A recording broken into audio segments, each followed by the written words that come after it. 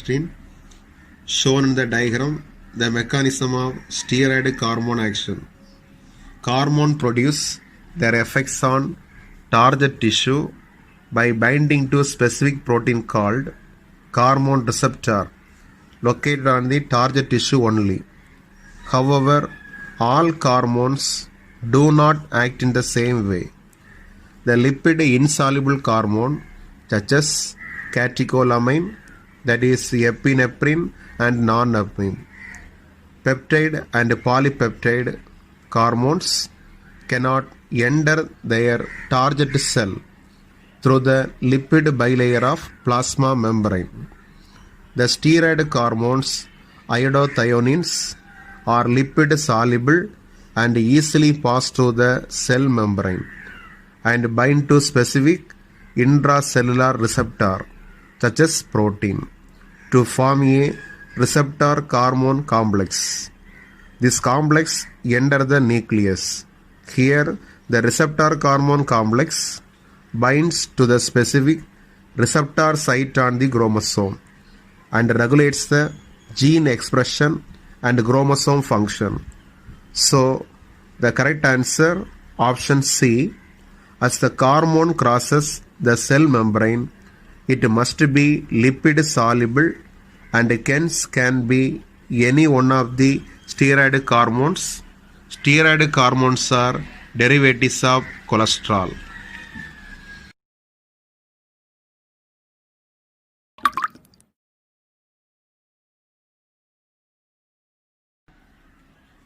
Second question. This diagram, the sectional view of cochlea. A refers to resinous membrane. B refers to scala vestibuli. C refers to scala media. D refers to organ of Corti. E refers to basilar membrane. F refers to scala tympani. G refers to tectorial membrane.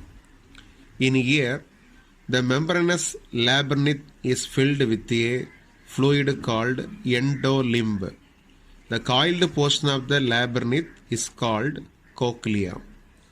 The organ of Corti is a structure located on the basilar membrane which contain hair cell that act as auditory receptors. Above the raw of the hair cell is a thin elastic membrane called tectorial membrane. So the answer D is the organ of Corti and it has hair cell. The auditory receptor shown in the diagram, sagittal section of the human brain.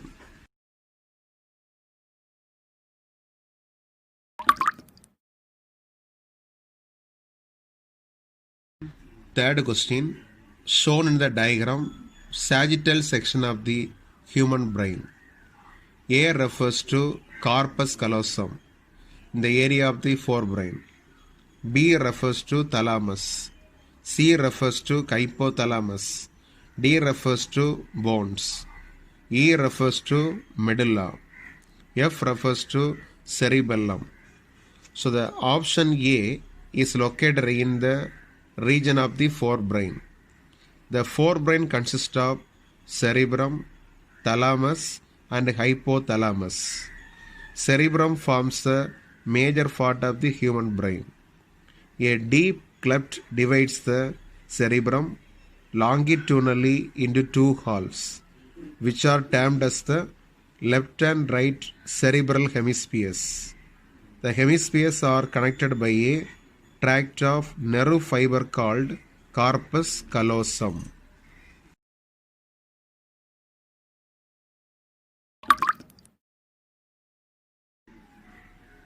Fourth question, shown in the diagram, right pelvic girdle and lower limb bone. A refers to femur, B refers to patella, C refers to tibia, D refers to fibula. The bones of the limb, along with their girdles, constitute the appendicular skeleton. Each limb is made of 30 bones. The bones of the hand, forelimb, are humerus, radius, and ulna. Carpals, that is wrist bone, 8 in number. Metacarpal palm, 5 in number. And phalanges, digits 14 in number. Femur, thick bone, longest bone. Tibia and fibula, tarsal, that is angle bone, 7 in number. So the answer B is patella. It is a sesamoid bone that develops within the tendon, the rectus femoris muscle.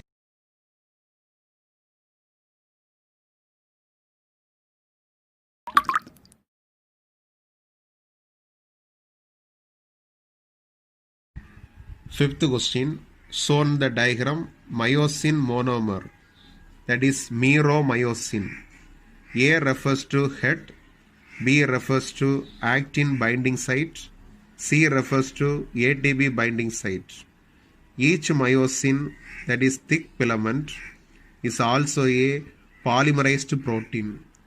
Many monomeric protein called meromyosin constitute one thick filament. Each meromyosin has two important parts, a globular head with a short arm and a tail. The former being called the heavy meromyosin, that is HMM, and later the light meromyosin, LMM. The globular head is an active ATPase enzyme and has binding site for ATP and active site for actin.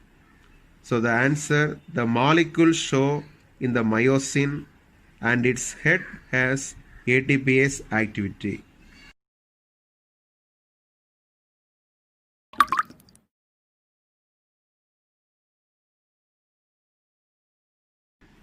Sixth question, shown the diagram of a nephron and vasa recta showing counter current mechanisms. Mammals have the ability to produce a concentrated urine.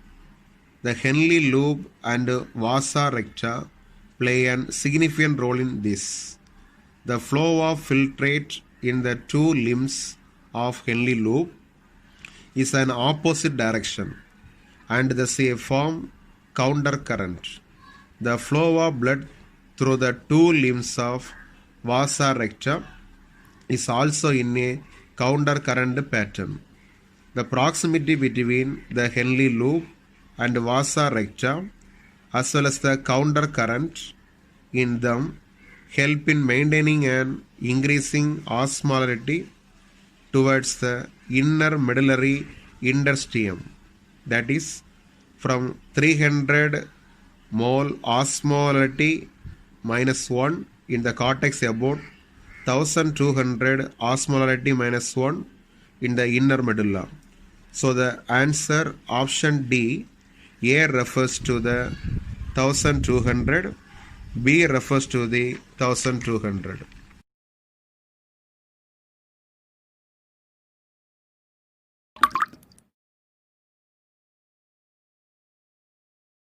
Seventh question, shown in the diagram electrocardiogram. You are probably familiar with this scene from a typical hospital television show. A patient is hooked up to a monitoring machine that show voltage traces on a screen and makes a sound pip pip pip pin as the patient goes into the cardiac arrest. This type of machine, electrocardiograph, is used to obtain an electrocardiogram, that is ECG. ECG is a graphical representation of the electrical activity of the heart during a cardiac cycle. A patient is connected to the machine with 3 electrical leads, one to each wrist and to the left angle that continuously monitor the heart activity.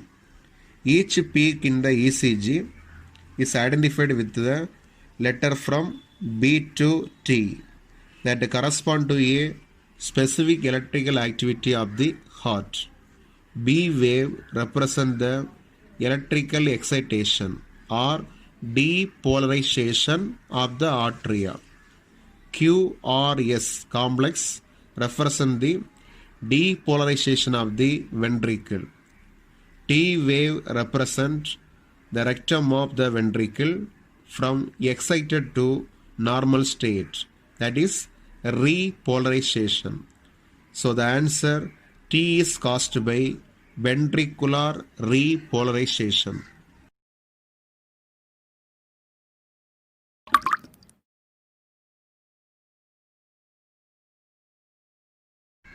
Eighth question, shown in the diagram section of the human heart.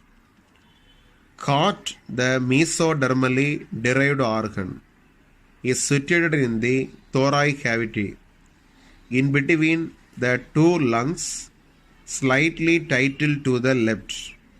It has the size of a clenched fist.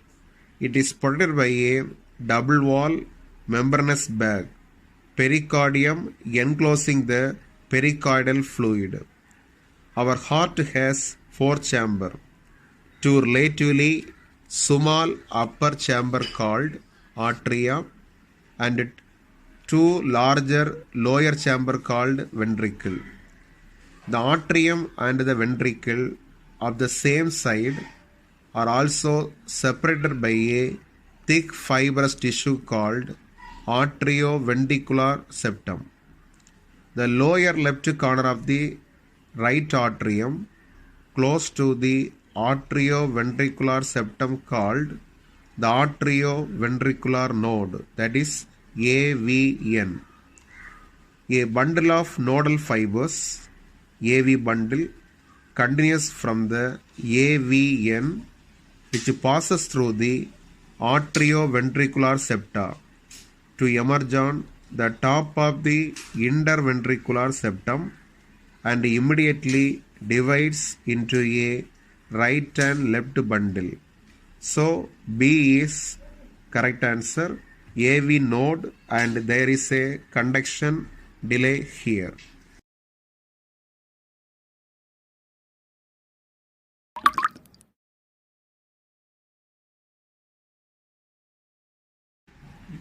Ninth question, shown in the diagram, oxygen dissociation curve.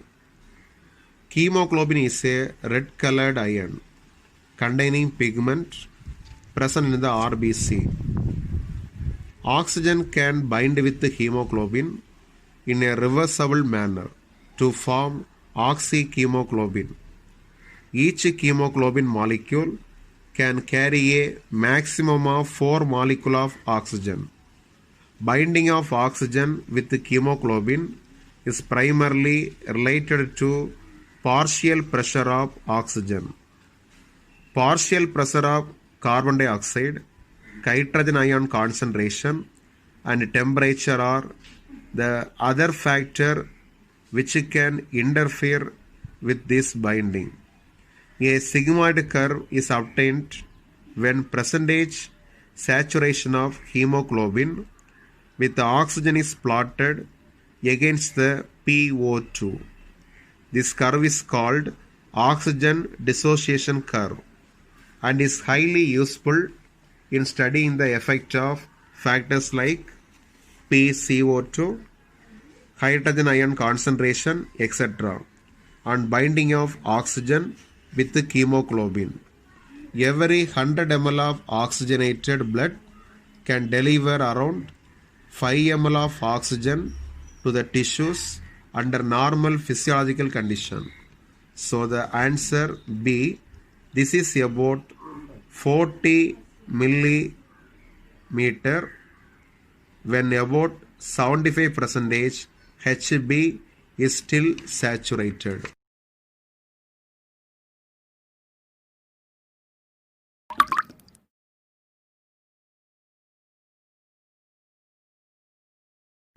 10th question. Shown in the diagram, the duct system of liver, gallbladder and pancreas. A refers to duct from the liver, B refers to duct from gallbladder, C refers to common bile duct, D refers to hepatopancreatic duct. The duct of gallbladder, that is cystic duct, along with the hepatic duct from the liver forms the common bile duct. The bile duct and the pancreatic duct open together into the duodenum as the common hepatopancreatic duct, which is guarded by a sphincter called sphincter of Oddi. So the answer D, it guards the opening of the hepatopancreatic duct into the duodenum.